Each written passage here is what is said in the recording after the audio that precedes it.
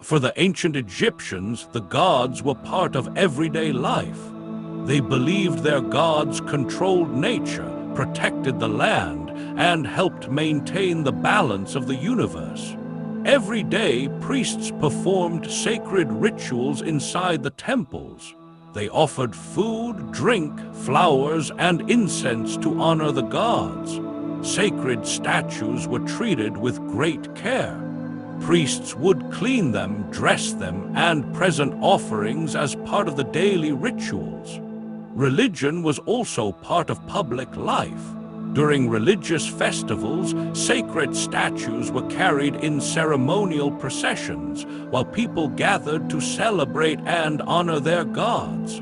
For the ancient Egyptians, worship was more than prayer. It was a way to maintain harmony between the gods, the people, and the universe.